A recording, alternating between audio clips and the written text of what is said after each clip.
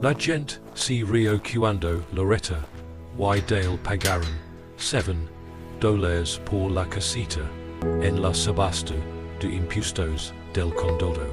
Dale sacó los billetes de su cartera lentamente, aplanándolos con el pulgar antes de entregarlos, mientras algunos hombres cerca del fondo sonrían como si acabaran de recibir la media parte de su mañana. Loretta firmó el papel con la mirada baja, y sintió viejo y familia pinchazo, el que luego cuando la gente dejó de ver tu lucha y empieza a tratarla como entretenimiento. Desde la carretera, la cosa pecha la prueba de que, si les había acabado el camino, teco hundido, enredaderas trepando por los pads, ventanas empañadas por el paso del tiempo. Un lugar tan pequeño y desgastado, que pecha que el mundo yo lo había descartado. Pero el mundo se equivocaba. En el momento en que Loretta entró, sintió frío bajo los tablas del suelo. Dale apartó un viejo armario, encontró una anilla de hierro en la madera y tiró. Cuando se abrió la trampilla oculta, el aire frío se elevó desde la oscuridad bajo la cosa. Y todo lo que la gente creía saber sobre aquel era de 7 dólares en piso a cambiar. Suscribid ahora y quedad conmigo porque lo que esperaba bajo es piso era música más que un secreto. Era el comienzo de su regreso, y esa era la parte que nadie en esa sola entendía. Para ellos, Loretta y Dale eran solo una pequeña hacen do alguna tontería en público. Dos personas tranquilas con ropa desgastada, manos cuidadosas, y esa postura cansada, que los extraños confunden con derrota. Nadie allí podía ver los años que habían pasado, las reparaciones pendientes, las facturas pagadas tarde, pero pagadas aún, la lenta disminución de una vida que alguna vez sí había sentido bastante estable. Vieron 7 dólares en una casita en ruinas. No vieron todo lo que había costado solo seguir adelante. La venta del condado avanzaba con el ritmo seco, habitual de los lugares, donde las dificultades se leen en papel como si fuera el clima. Un número de parcela, una ubicación, impuestos atrasados, siguiente artículo. La mayoría de la sola apenas escuchaba. Los hombres se movían en sillas plegables, los botes raspaban el suelo. Algunas personas se recostaban con una taza de café en la mano, esperando algo que les interesara. Entonces apareció la pequeña propiedad descuidada y la sola cambió, no porque alguien lo quisiera, sino porque todos parecían estar de acuerdo en que era algo insignificante. El empleado leyó la descripción demasiado rápido, su voz se aplanó alrededor de la palabra estructura en el sitio, como si ni siquiera él tuviera razón para adornar la cosa. Alguien cerca del fondo soltó una risa corta. Otro hombre preguntó si el teco estaba incluido o solo lo que quedaba de él. Unas cuantas sonrisas se extendieron como cuando la gente quería el placer de la crueldad sin el inconveniente de posarla. Loretta mantuvo el rostro impasible. Había vivido lo suficiente para saber que algunos insultos solo se hacen más grandes cuando se responden demasiado pronto. Dale se sentó a su lado con una mano en la rodilla, moviendo el pulgar una vez, luego otra vez sobre la costura de sus vaqueros. Era un movimiento tan pequeño que la mayoría de la gente no lo notaría. Loretta no así era como si mantenía entero cuando algo aterrizaba donde residía el orgullo. Mantuvo la mirada al frente, no en los hombres que ríen, no en el empleado, solo en la mesa al frente de la sola. Como si mirara cualquier otro lado pude, era ese que el momento fuera más difícil de sobrevivir. Entonces Kurt Bleven habló, no alzó la voz, no la husha falta. Tenía la seguridad de quien está acostumbrado a que lo escuchen en reuniones informales. Jaqueta limpia, hombros relajados, esa media sonrisa que la gente pone cuando quiere persa divertida y informada a la vez. Dijo que la parcela no era más que un quebradero de cabeza, en un terreno sin salida. Dijo que algunas cosas eran más baratas de dejar como están que de poseer. Un par de hombres volveron a reír. Loretta sintió que esa frase colo hondo, porque en realidad no se trataba de madera ni de terreno. Se trataba de gente, de como la edad se confunde con la falta de criterio, de como el sufrimiento en público hace que los demás se sienten superiores. Cuando el empleado pidió una oferta inicial, la sola quedó en silencio, con una tranquilidad casi segura. Nadie levantó la mano, nadie dijo un número.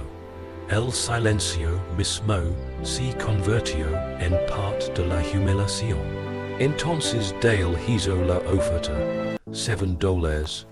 El empleado levantó la vista, la repitió espero. Sus ojos recorrieron la sola una vez, dando a todos los presentes la oportunidad de salvar a Loretta y a Dale de sí mismos, o de dar la razón a Kurt y quedarse con la propiedad. Nadie lo hizo, ni siquiera Kurt. Era el detalle que Loretta no podía olvidar. Ni los risas, ni el tono del empleado, ni siquiera la sonrisa burlona de un hombre cerca del fondo cuando el martillo cayó. Kurt había sabido burlarse del paquete, pero no lo suficiente como para impedir que lo compraron. Para cuando Loretta y Dale salieron con el recibo, el air se había vuelto tenue y frío. Dale dobló el papel con cuidado y se lo guardó en el bolsillo de la camisa, como si fuera algo más frágil que un documento oficial. Cruzaron el terreno sin decir palabra. Junto a la camioneta, Loretta abrió la puerta del pasajero y se detuvo con la mano en la manilla. Por primera vez esa mañana, miró hacia el edificio y hacia los hombres que seguían dentro. Entonces formuló la pregunta que los acompañaría hasta la propiedad. Si es lugar realmente no valía nada, ¿por qué Kurt Blevins pareció aliviado cuando terminó la subasta? Y una vez que Loretta la formuló, ninguno de los dos pudo fingir que la pregunta no importaba. El trayecto hasta la propiedad duró menos de 40 minutos, pero pareció más largo porque el silencio dentro de la camión se transformaba. No era el silencio fácil que se construyó con los años, no era la tranquilidad de dos personas que ya se entienden. Este silencio era más denso. Dale mantenía ambas manos en el volante y observaba la carretera con la atención fija de quien intenta que sus pensamientos no lo abrumen. Loretta, sentada con el bolso en el regazo, contemplaba las colinas del este de Kentucky, que se extendían como largas franjas de marrón y verde desfado, con los árboles enrolados en algunos tramos y los canetas conservando los últimos vestigios de la estación fría. De vez en cuando, tocaba el recibo en el bolsillo de su abrigo, como si el papel pudiera explicar algo si lo palpaba con la suficiente frecuencia. El mapa del condado mostraba la parcela como algo sencillo, un pequeño cuadrado de tierra junto a un camino estrecho. Nada especial, nada complicado. Pero los mapas no transmiten emotions. No muestran como un lugar puede persa que se retira del mundo poco a poco. Para cuando Dale condujo la camino, por el último tramo de grava rota, la propiedad se sintió menos como una compra y más como algo abandonado a propósito. La cosa apareció lentamente entre la maleza. Era más pequeña de lo que Loretta había imaginado, y de alguna manera hizo dolió más que si hubiera sido más grande y estuviera más obviamente arruinada.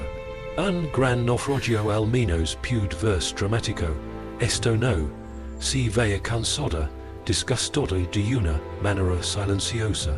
El techo se hundía en un lodo. Los enredadores habían trepado lo suficientemente alto como para engolir secciones enteras de la pared. Los escalones se inclinaban ligeramente hacia afuera del porche, como si incluso ellos hubieran comenzado a rendirse. Y una ventana estaba tan empañada por el tiempo, y la suciedad que no reflejaba la luz en absoluto.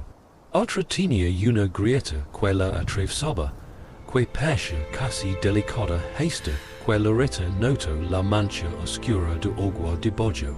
Dale estacionó, pero no apagó el motor de inmediato. Ninguno de los dos se movió.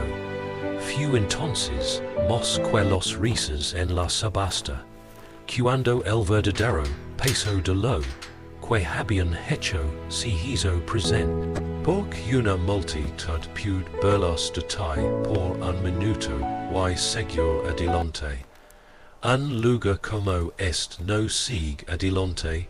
Espera a que te pares frente a ella y admitas si on crees en tus propias decisions. Cuando Dale finalmente apagó el motor, el silencio del exterior irrumpió de repente.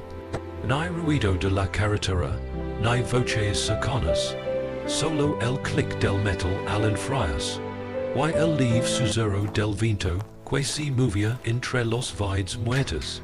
Loretta salió primero.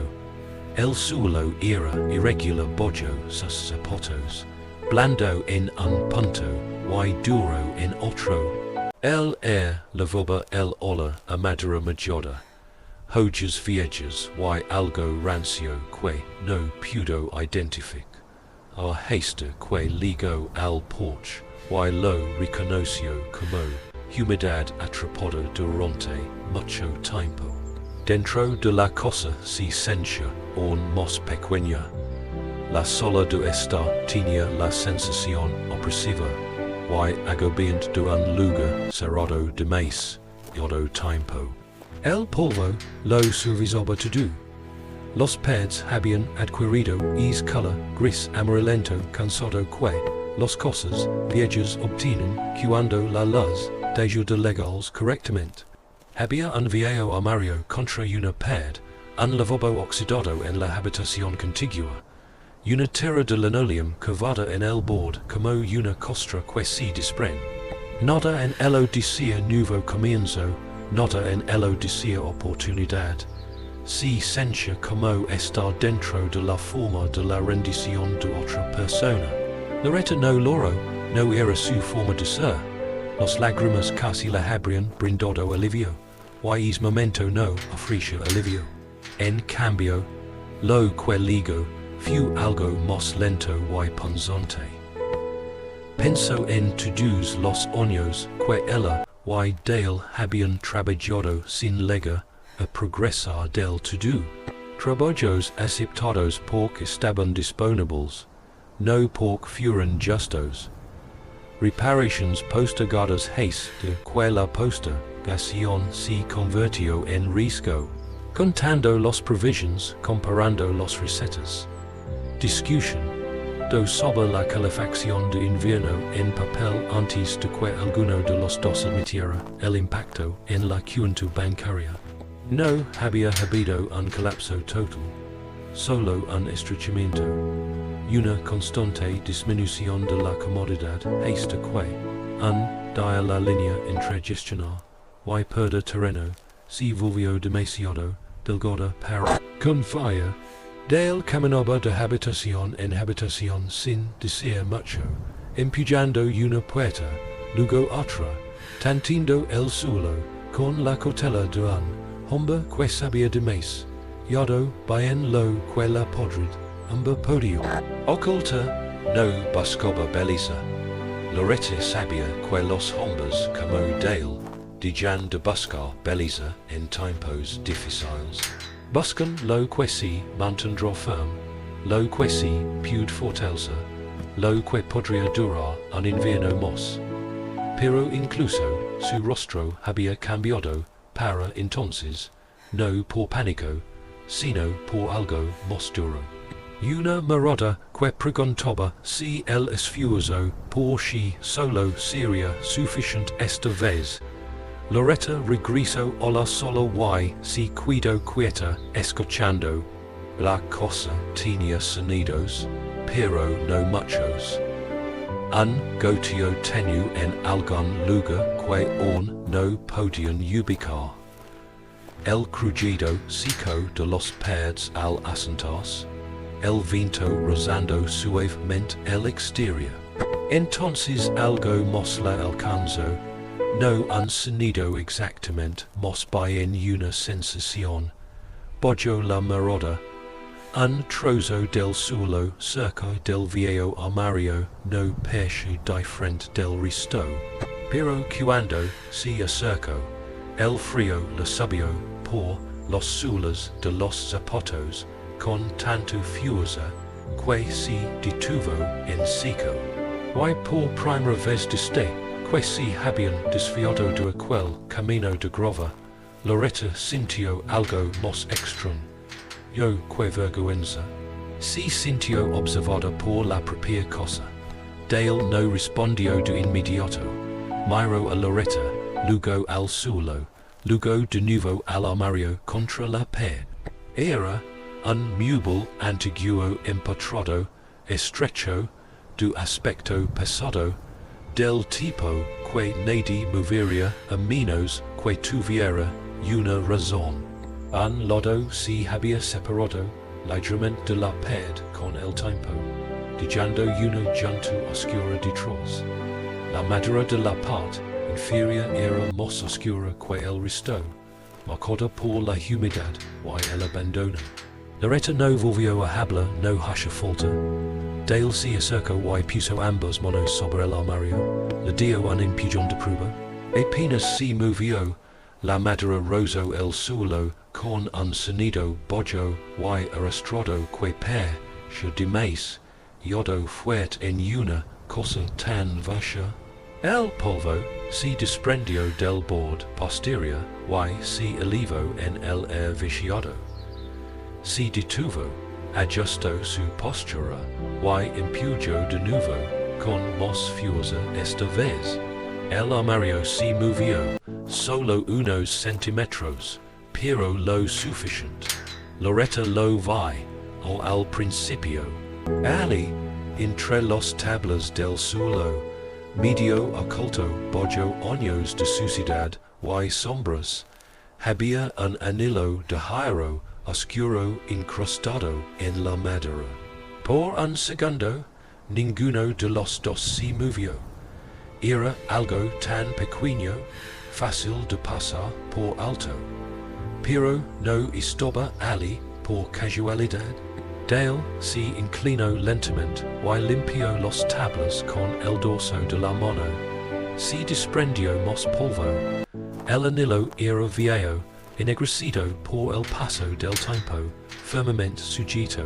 Lo tocó una vez, luego miró a Loretta con una expresión que no había visto en todo el día. Alerta, deslizo los dedos por el anillo y tiro. Nada, la madera resistió, lo intento de nuevo, con más fuerza esta vez. Sus hombros se tensaron. Un sordo gemido respondió desde debajo del suelo. Profundo de madera y viejo. No era el sonido de tablas sueltas, sino algo más pesado, algo encallado. Loretta sintió que se le cortaba la respiración. Dale plantó un pie, apretó el agar, y tiró con la lenta fuerza de un hombre que sabía la diferencia entre algo atascado y algo celado. Esta vez la escotilla cedió, no de golpe. Primero un crujido, luego un áspero sonido de succión, luego un arrastre al soltarse el borde del marco, y entonces el aire cambió. El frío subió desde abajo, no el viento exterior. Esto era diferente. Frío profundo, frío enterrado, el tipo que proviene de la piedra, y la oscuridad, y de algo que se había mantenido oculto durante mucho tiempo. Loretta retrocedió sin cara. Dale mantuvo la escotilla, abierto unos centímetros, más, y ambos miraron hacia abajo, al hueco. Al principio, todo lo que podían ver era negro. Entonces Dale metió la mano en el bolsillo de su abrigo, sacó la linterna que guardaba en la camioneta y la encendió. El haz de luz se filtró en la abertura. Escalones de madera, estrechos y empinados, luego piedra, luego un destello. Agua lo suficientemente clara como para captar la luz, moviéndose lo justo para demostrar que era real. El haz se deslizó más lejos, y la oscuridad de abajo comenzó a tomar forma. Muros de piedra encajados, una cámara baja, un espacio demasiado cuidadosamente construido para ser un simple pasadizo accidental bajo, una casita ridícula. Loretta ya no sentía el polvo, ni el hundimiento del techo sobre ellos. Bajo sus pies había una habitación oculta que ningún periódico local había mencionado. Y ninguna voz bolona en aquella sala de subastas había actuado como si existiera. La casita no estaba simplemente sobre un terreno, guardaba algo, y mientras Dale bajaba la luz más profundamente en la oscuridad, ambos comprendieron lo mismo al instante. Iban a bajar, y entonces lentamente lo hicieron. Dale fue primero, no porque tuviera menos miedo, sino porque así se había movido durante la mayor parte de su vida. Si algo parecía incierto, él se adentraba en ello antes de que Loretta tuviera que hacerlo. Sostenía la linterna en una mano, y el borde de la abertura con la otra, probando el primer paso con el peso cuidadoso de un hombre que había aprendido a no confiar en la madera vieja hasta que respondiera, los tablas resistieron, bajó un escalón más, luego otro, Loretta lo siguió, el aire cambiaba a medida que descendía. Arriba, la cosa se sentía viciada, cerrada, casi sofocante. Pero aquí abajo, el frío se había adaptado a ella. Le rezaba la cara, se deslizaba bajo el culo de su abrigo, traía un limpio olor mineral que no esperaba. Piedra, agua, tierra, antiguidad sin podredumbre. La diferencia era tan marcada que hacia que la casita de arriba pareciera aún más triste, como si toda la vida se hubiera escapado, y se hubiera asentado abajo. Cuando sus zapatos tocaron el suelo, se detuvo. La cámara no era grande, pero era real de una manera que la cosa de arriba no lo había sido. Los Peds, Iran de Piedra Encajada, Oscuricide por el tiempo, pero on solida, colocadas por monos, que sabían exactamente lo que hacían. Un estrecho canal de agua corría por un lado de la habitación con un sonido apenas perceptible. Agua cristalina, on fluyendo, on viva. El suelo bajo ellos era frío y irregular, pero no descuidado. Nada ali abajo parecía accidental. Dale movió la luz lentamente por los pads. Él has iluminó una hilera de estantes bajos empetrados en la piedra. Un gancho oxidado, un viejo lavabo, un trozo de tubería que se perdía en la sombra. Pequeños detalles, pero todos transmission el mismo mensaje. Alguien había construido esta habitación para ser usada, no visitada una sola vez. Usada, protegida, valorada, Loretta se giró sobre sí misma, absorbiendo la escena. Arriba, cada tabla, y cada pad parecían habas hundido bajo años de abandono. Aquí abajo, la habitación se mantenía diferente. No había escapado al paso del tiempo. La piedra se había oscurecido. El metal se había desgastado. Pero nada se sentía abandonado de la misma manera. Se sentía oculto, preservado, como si la parte de la propiedad, que una vez importó más hubiera sido relegada bajo las ruinas y dejada ali a la espera. Es pensamiento la invadió con una fuerza que no esperaba. Durante toda la mañana, otros habían estado decidiendo que significaba este lugar. Una broma, una carga, una mala decisión tomada por dos ancianos que ya no tenían nada más inteligente que hacer. Incluso ella había empezado a sentir el peso de esa versión. Pero de pie en aquella habitación subterránea, con el agua fría del manantial fluyendo silenciosamente a través de una piedra más antigua que cualquiera de ellos, Loretta sintió que algo cambiaba en su interior. No era alivio, era demasiado pronto para el alivio, ni tampoco esperanza, no de la clase suave, era algo más firme, la sensación de que la historia, que todos los demás habían contado sobre esta cosa, podría ser falsa. Dale la miró entonces, y por primera vez desde la subasta, había algo en su rostro que no había estado ali antes. No, Victoria, todavía no, sino una atención agudizada por la posibilidad. El tipo de atención que uno tiene cuando se da cuenta de que algo puede ser más extremo. Yo, y valioso de lo que parecía a primera vista. Volvió a iluminar la cámara. Él trepó por la piedra, cruzó el canal de agua, rozó los estantes y se detuvo. Ali en el rincón más alejado, medio escondido tras un pequeño muro de piedra. Había algo que no pertenecía a la habitación. Un bol oscuro y de aspecto pesado, arrinconado contra la pared, con los bordes metálicos desgastados por el tiempo, y un candado fijo en la parte delantera. Loretta lo miró fijamente sin moverse.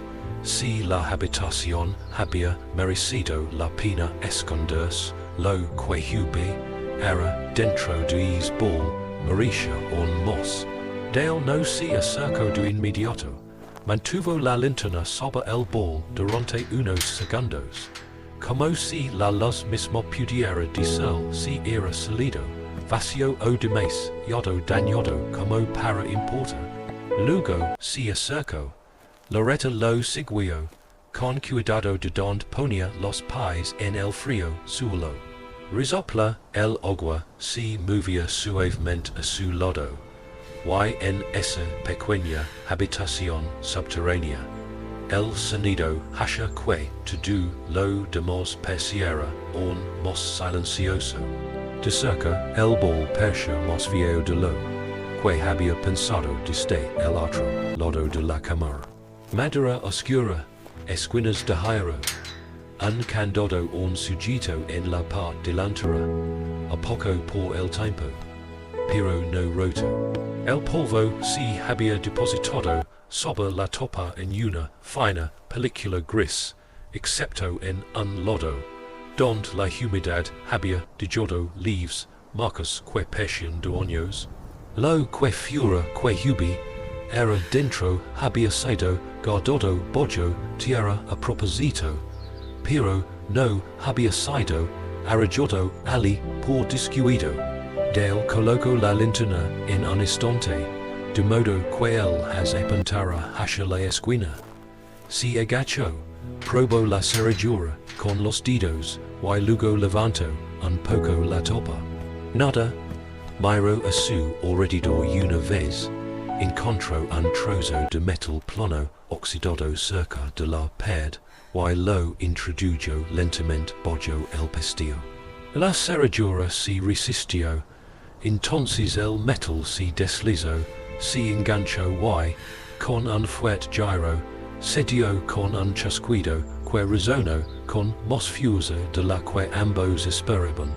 Loretta se estremeció. Por un segundo, ambos se quedaron inmóviles, escuchando como el silencio volvía a instalarse. Entonces Dale levantó la tapa. El olor fue lo primero. No era a podredumbre, ni a moho, ni a papel, ni a tela seca. El leve aroma terroso de un antiguo almacén, de esos que se adhieren a los lugares, donde unas manos alguna vez clasificaron, doblaron, etiquetaron, y apilaron cosas importantes. Dentro del bol, todo había sido dispuesto en copas. Pequeños paquetes de papel atados con cordel, frascos de vidrio selados con tapas de metal, cuadernos delgados apilados, mapas doblados, hojas sueltas metidas dentro de sobres más grandes. Nada brillaba, nada se anunciaba como un tesoro. De hecho, el contenido parecía ordinario a primera vista. El tipo de ordinario, que puede hacer que la gente pase por alto la verdad, por completo, si solo busca algo obvio. Loretta se arrodilló junto al bol, y extendió la mano hacia el paquete más cercano. El papel era quebradizo pero intacto. En la parte frontal, con letra pequeña y pulcra, había dos palabras, frijoles de octubre, lo dijo y tomó otro más amarillo largo, otra calabaza de invierno. Volvió a mirar dentro del bol. Más paquetes, más etiquetas, algunas con la misma letra cuidadosa, otras con una más tosca. Los frascos también contenían semillas, pálidas, oscuras, rayadas, planas, redondas, de diferentes tamaños, de diferentes tipos. Un cuaderno tenía fechas escritas en el lateral de la portada. Otro tenía una lista de nombres de lugares que no reconoció de inmediato. Dale se inclinó, su rostro ya no estaba tan reservado. No sonreía, pero ahora prestaba atención con todo su cuerpo. Loretta abrió el cuaderno de arriba. Las páginas estaban llenas de bord a bord. Rosas, anotations breves, fechas de siembra, precipitations, notas sobre heladas, observations sobre el suelo, breves líneas sobre plagas, sombra, drainage, tiempos. No se trataba del registro errante de alguien a quien le gustaba la jardinería, lo suficiente como para escribir sobre ella en los buenos días. Esto era trabajo minucioso, repetido a lo largo de los estaciones, concebido para ser útil. Más tarde, pasó otra página, y luego otra. En un mapa doblado, alguien había marcado, a mano hileras, y pequeñas parcelas. En una nota suelta, había instrucciones sobre cómo mantener separadas ciertas variedades. En otro folio, encontró paquetes etiquetados no por cultivos, sino por apellidos. Turner, Blevins, Hale Branch, Mesa. Se detuvo. Fue entonces cuando el contenido cambió de forma en su mente. No era solo una cosa de semillas guardadas. Estaban vinculadas a familias, lugares, historias. Alguien no solo los había almacenado, sino que alguien había rastreado su procedencia, quien los cultivó, tal vez quien los regaló. El cuidado de todo aquello era demasiado meticuloso para ser casual, demasiado organizado para ser el pasatiempo olvidado de alguien, demasiado protegido para ser algo destinado al rincón de un cobertizo cualquiera. Loretta miró hacia la sola de la primavera, que los rodeaba, los pads de piedra, el agua que fluía, el aire frío que permanecía constante, incluso mientras la cosa de arriba se pudría.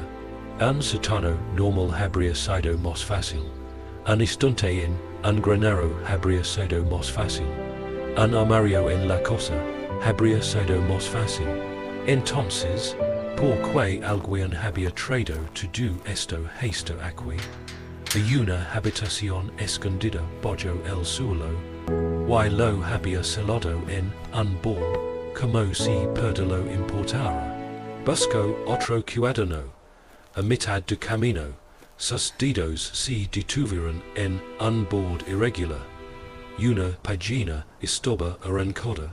Giró la página y sintió algo más frío que el aire de la sola de la primavera. En la solapa interior de un paquete, un apellido había sido tocado con tanta fuerza que casi cortaba el papel. Loretta no buscó otro paquete primero, volvió al cuaderno, no con la página arrancada. Dale permaneció agachado junto al bol, con la linterna apoyada en el estante de piedra, proyectando un haz de luz constante sobre la tapa abierta. Ninguno de los dos pareció dispuesto a volver a subir. La casa de arriba, con su techo hundido y sus habitaciones lúgubres, y pareció menos importante que esta fría cámara que había debajo. Cualquier verdad que albergara la propiedad estaba aquí abajo. Loretta pasó el diario con cuidado, sujetando el lomo con una mano. El papel era viejo, pero no estaba descuidado. Alguien había tratado estos libros con el respeto que normalmente se les da a las cosas destinadas a perdurar, más que la persona que los sostiene. La escritura era pulcra, práctica, casi austera, sin florituras, sin palabras superfluas, fechas, lugares, precipitations, periodos de heladas, textura del suelo, horas de sombra.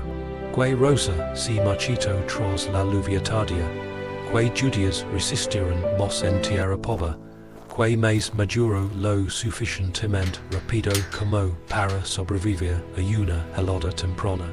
Era el lenguaje de alguien que había aprendido Hashan, y no tenía paciencia para fingir. Pasó otra página, luego otra. El patrón se hizo más claro. No se trataba de un solo jardín, ni de una sola estación, ni siquiera de una sola familia.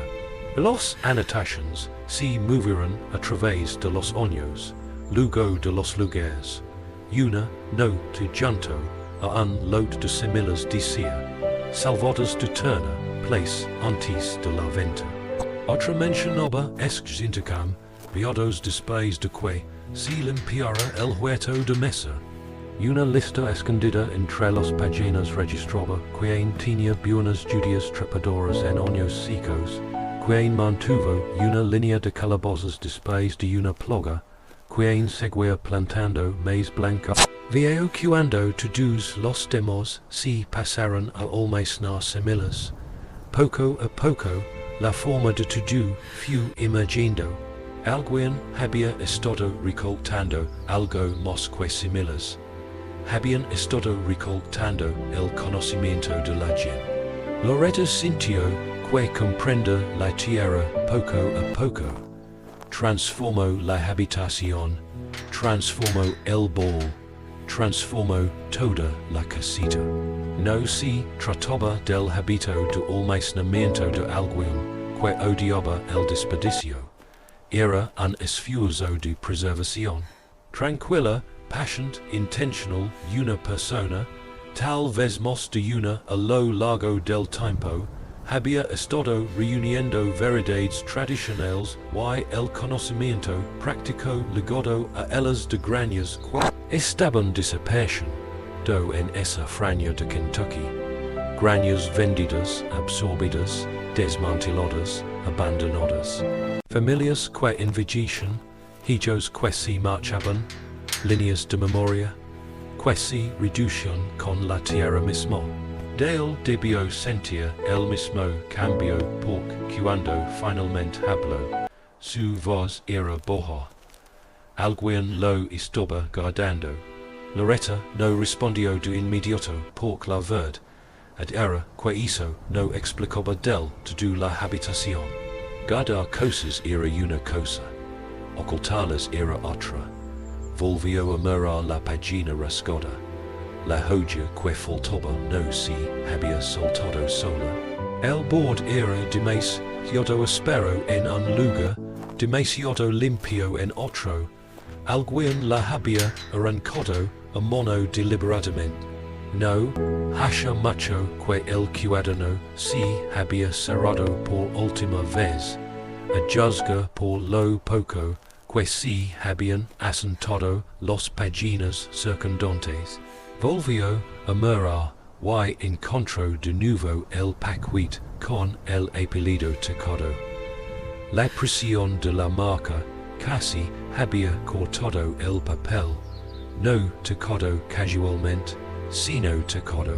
Eso no era el clima, eso no era la edad, eso era húmedo. Loretta volvió a mirar las etiquetas. Turner, Mesa, Hale Branch, Blevins. Sus ojos se detuvieron allí. Blevins. Al principio no pronunció el nombre en voz alta. Solo sostuvo el paquete un momento más que los demás. Por encima de ellos, Kurt Blevins había llamado al lugar un campo de Dólares de Casi, con demasiada confianza. Había hablado como un hombre que ignoraba problemas que ya conocía. Y luego, cuando la ofa fue lo suficientemente bajo como para robar, los dejó tomarlo sin detenerlos, sin desafiarlos. Los dejó. Un pensamiento cruzó entonces por la mente de Loretta, silencioso y indeciso. Y si Kurt no se hubiera sentido aliviado de que el lugar se vendiera porque no valía nada. Y si se hubiera sentido aliviado porque se vendió a gente que suponía que nunca entendería lo que tenían. Volvió al diario y encontró una pequeña línea más en el margen de una entrada sobre la separación de semillas y la humedad del manantial. Era fácil pasarla por alto. La escritura era más fina allí, casi presionada contra el papel en lugar de escrita sobre él. Mantener apoyo, no para estanterías abiertas. Sin explicación, sin razón, solo hizo. Loretta se sentó sobre sus talones y dijo que la fría habitación la envolviera. El manantial se movió suavemente a través de la piedra. Dale esperó a su lado. Ninguno de los dos se apresuró a hablar porque ahora el descubrimiento había cambiado de nuevo. Yo no era solo extra. Yo no era solo valioso. Había adquirido un filo. Esta habitación no solo había sido construida para mantener las cosas frescas, quizás también para mantenerlas fuera de la vista. Y si eso era cierto, entonces alguien en algún momento había querido procha este conocimiento de algo más que el clima, los ratones y el tiempo. Loretta cerró el cuadro no lentamente y miró el bol una vez más. Solo había una forma honesta de averiguar si la persona que escondió todo esto había preservado la memoria o un futuro. Tendrían que plantarlo, no sabrían todo el bol de una vez. Algunas cosas eran demasiado viejas para eso, demasiado frágiles, demasiado inciertas. Así que los dos días siguientes se convirtieron en una especie de clasificación cuidadosa. Un viaje a la vez, un cuaderno, un paquete, un frasco, un folio de notas, a todas que sabrían de la habitación de la primavera. Y colocaron donde les legara la luz. Loretta usó la mesita cerca de la ventana, porque era la única superficie de la casa. Que la paix, lo suficientemente plana como para confiar en ella. Primero extendió un viejo paño de cocina sobre ella. Entonces ella comenzó a ordenar los paquetes de semillas por año, por estado, por cuanto de la escritura en el anverso coincidía con lo que parecían creer los diarios. Dale trabajaba a fura. Así fue como se produjo la división sin que ninguno de los dos necesitara nombrarla. Loretta leía, clasificaba, comparaba. Dale limpiaba, levantaba, sostenía, arrastraba. Arrancó una enredadera muerta de la barandilla del porche. Podó la maleza cerca del costado de la casa. Marcó una franja de tierra, donde los diarios sugerían que el viejo guardián había plantado alguna vez lo suficientemente cerca del suelo, alimentado por el manantial como para retener la humedad sin ahogar los raíces. Nada de eso parecía elegante. Su edad no les permitía la elegancia. Tenía que detenerse más a menudo de lo que quería. Enderezarse lentamente. Poner una mano en la parte baja de la espalda. Permanecer quieto hasta que la tensión disminuyera lo suficiente como para continuar. Adentro, el trabajo de Loretta tenía su propia tensión. Los paquetes no estaban todos en la misma forma.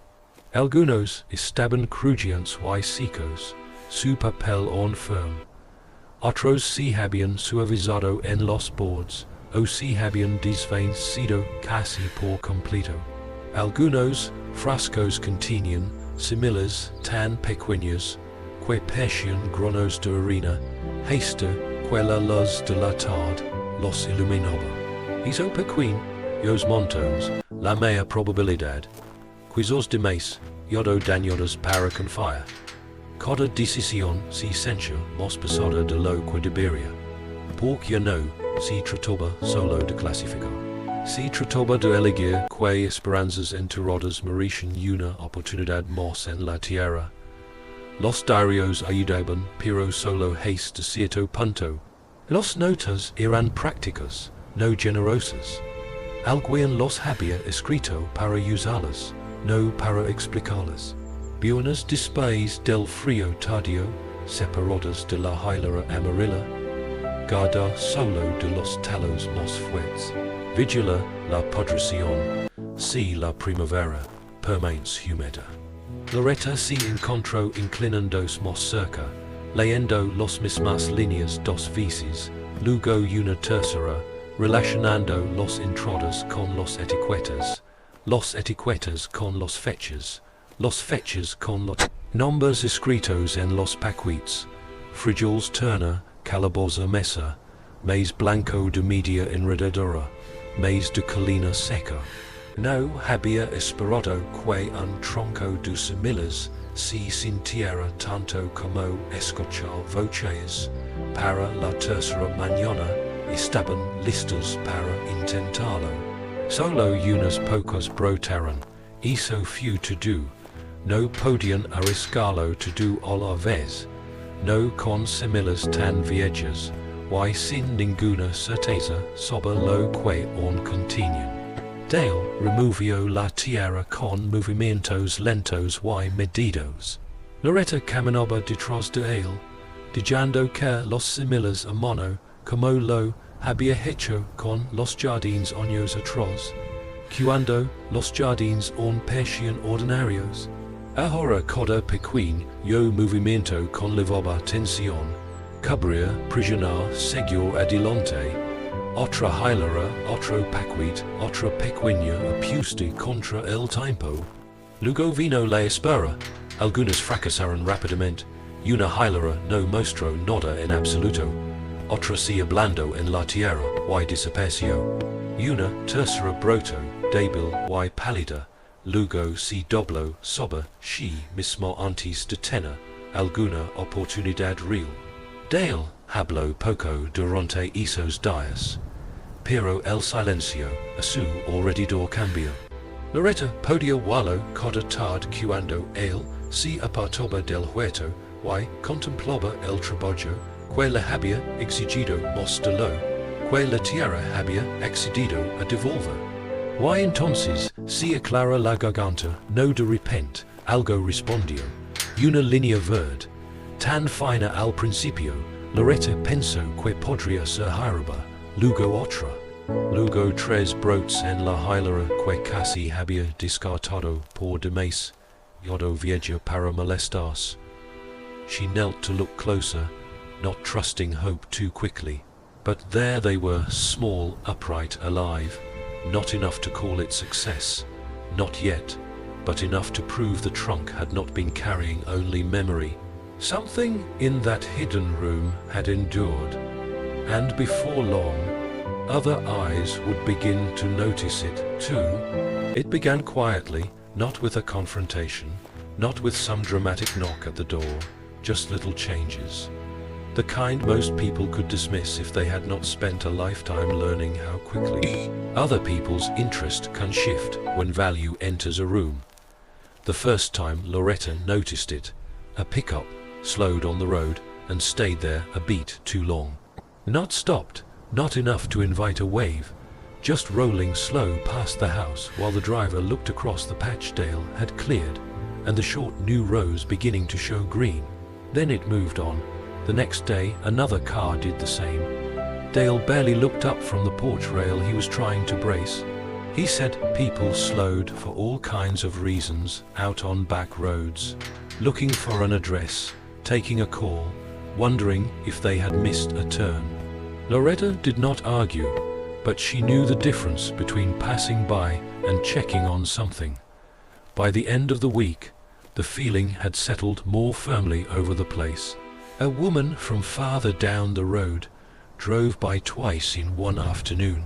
A man, walking a fence line on the neighboring property, paused with his hands on the top wire and looked longer than courtesy required. Even the stillness around the house felt altered, as if the land had stopped being invisible. Then Dale's niece called. That more than the passing cars told Loretta, the story was moving beyond the road. The niece had not been cruel before, just absent in the ordinary way people get absent when older relatives no longer seem central to anything. But now her voice came soft with concern, asking how they were settling in, whether the house was safe, whether they needed help with anything. Loretta listened and heard what was underneath it. Not love exactly, not even guilt. curiosity dressed in family language. She answered politely, gave away nothing. When the call ended, Dale said maybe the girl had just heard they'd bought a place and wanted to make sure they were all right. Loretta only looked toward the window. People did not suddenly become attentive for no reason. 2 mornings later, Kurt Blevins came by. He did not arrive with the same easy smirk he had worn at the county sale. That was the first thing Loretta noticed. The second was that he had come empty-handed and unhurried, which meant he had not stopped by on the way to anywhere else. He had come because he meant to. His truck rolled into the edge of the yard and stayed there while he stepped out, looked around once, then rested his forearms on the fence rail as though he were a neighbor taking in the weather.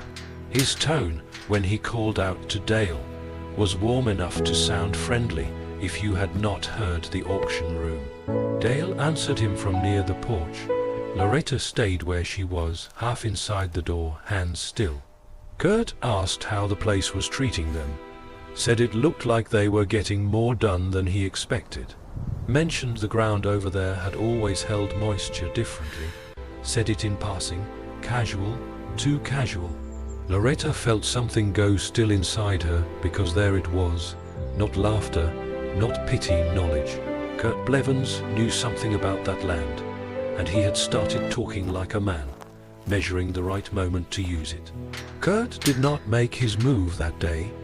He waited just long enough to make it seem natural, just long enough to let the new tone settle in around the property. That was what made Loretta uneasy. Men who rush show their hunger too fast. Men who wait usually believe time is on their side. 3 days passed before he came back. By then, the little patch behind the house had changed enough to be noticed from the road. Not lush, not impressive, but alive. A few rows had held, others had strengthened. The first green had deepened in color. It gave the place a look it had not carried when they arrived. Not beauty exactly, but intention. Something was happening there.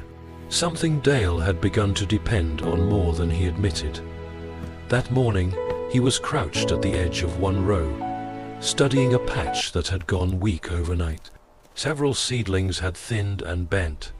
The leaves looked wrong, too pale at the tips, too soft through the middle. He touched the soil, then looked toward the spring side of the property, as if the land itself had failed to answer him. Loretta saw the change in his face before he spoke. It was not panic, it was hurt, because this was no longer just a test plot, not to him.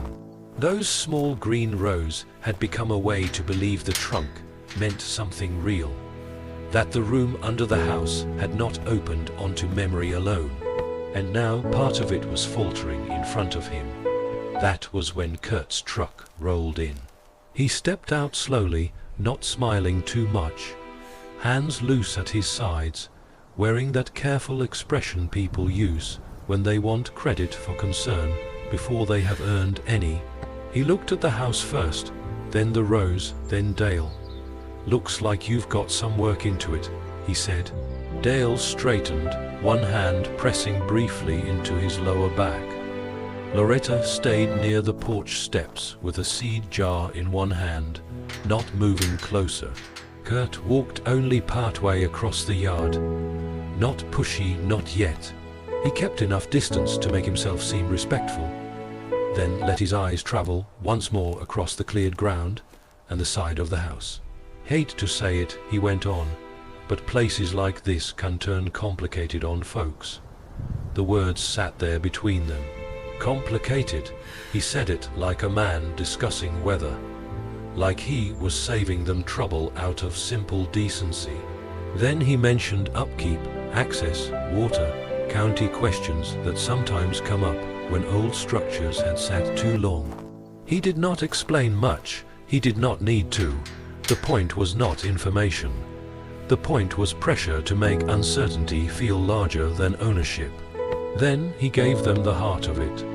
Said if they ever decided they did not want the headache, He might be willing to take the parcel off their hands before it became more trouble than it was worth. Said, older folks sometimes did better knowing when to let a thing go. Loretta watched Dale absorb every word.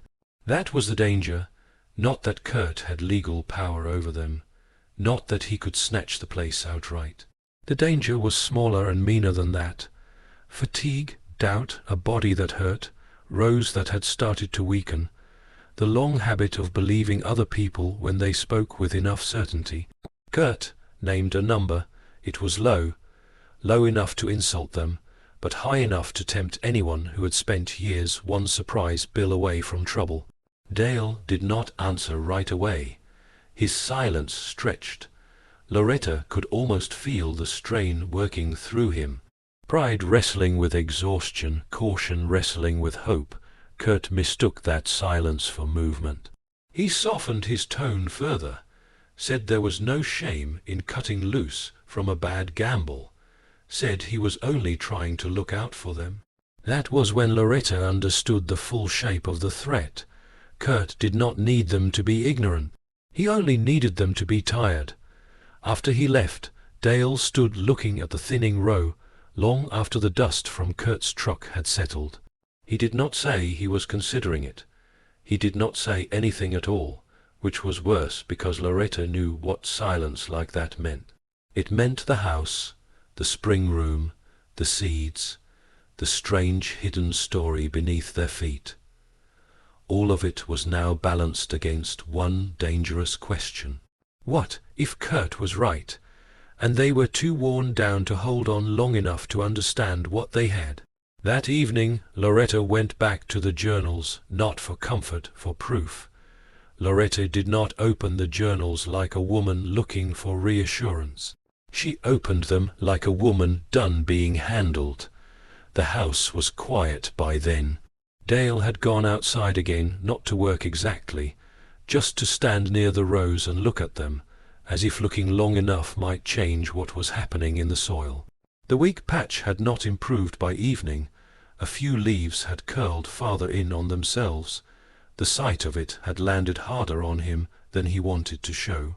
And Loretta knew why. Because once a person starts hoping again, even carefully, any small failure begins to feel larger than it is. She carried the notebook back to the table near the window and sat down under the thin light. No rushing now. No guessing. If the room under the house had protected anything worth preserving, then the truth of it had to be in the pages, not in Kurt Blevins' voice, and not in Dale's weariness. Loretta turned to the entries tied to spring plots and low ground, then to the notes that mentioned seep lines, cold pockets, and rows planted nearest steady moisture. She read with her finger under the words, moving slowly, matching labels to dates, dates to maps, maps to the little patch behind the house. The writing was brief but exact. Some varieties failed in open heat, some rotted if crowded, some needed distance from others to stay true, but a few marked more than once in more than 1 year. Did better in ground touched by spring water. That was the phrase, spring-touched ground, not flooded, not wet, not low and sour. Spring-touched. Loretta looked up from the page and held still for a moment. That was not guesswork. That was observation repeated enough times to become trusted knowledge. The keeper of the archive had not hidden these seeds because they were old. They had hidden them because they clear's throat were specific, plus-bound, made strong by conditions most people would overlook and ruin by treating every piece of land the same. She went back through another notebook and found it again in different words. Cool pull under root line holds in dry weeks, better near Stone Run. Then another line beside one of the surviving varieties they had planted. Keep for springside only. Loretta leaned back slowly. Kurt had seen a tired house, a small parcel, 2 aging people, maybe even a little water and moisture in the ground. What he had not seen What he had never bothered to understand was that the land and the archive belonged together. The room below, the spring itself, the notes, the seeds. The place had not been hidden because it was useless. It had been hidden because somebody knew its value could be erased by people too impatient, too arrogant, or too careless to recognize what made it rare. And then, with that realization, something Clear's throat else settled into place. It was not only about Kurt. It was about years. Years of watching decisions arrive in voices more certain than hers.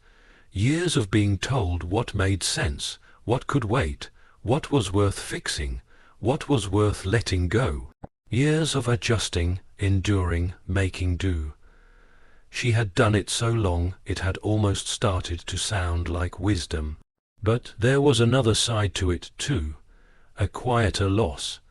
The habit of letting other people name the value of things before she had fully named it for herself. Not this time. When Kurt's truck returned the next afternoon, Loretta was already outside. Dale came around from the side of the house as Kurt stepped down into the yard wearing the same measured expression, the same careful concern. He started with the weather, then the ground, then the weak patch in the rows, as if he had every right to notice it. He said he hoped they had thought over what he mentioned, said he could still help them out before they got in deeper. Loretta did not let him finish building the little speech. She stepped off the porch and stood where he had to look directly at her. Her voice when it came was even. "We're not selling you our mistake," she said, "because it isn't one, that was all." No anger, no drama, just a line spoken with the kind of calm that leaves no room to bargain. Kurt's face changed only slightly, but slightly was enough. His mouth tightened, his eyes moved once toward the house, then toward the rows, then back to Loretta, as though he had finally understood the problem. She was not confused. She was not tired in the way he needed her to be. And whatever he thought he knew about that parcel, she now believed there was more. Kurt left without pushing harder, but after he was gone, the yard did not feel safe, only defended because Loretta had won the moment. Now the land would have to win the rest, and that would depend on whether the surviving rows could become something no one, not even Kurt Blevins, could dismiss. What changed first was not the size of the harvest, it was the look of it. By late summer, the strongest rows had taken on a character even Loretta could see before she had words for it. The beans held differently on the vine. The squash came in with thicker necks and deeper color. One corn row stood tighter through a dry stretch that had weakened newer seed in a neighbor's field down the road. None of it looked dramatic from a distance. This was not abundance spilling over baskets for the sake of a pretty story. It was something quieter and in its own way more convincing. The surviving varieties had not merely grown, they had belonged. Loretta felt that every time she carried a bowl inside and set it on the counter under the morning light, the shapes were not identical.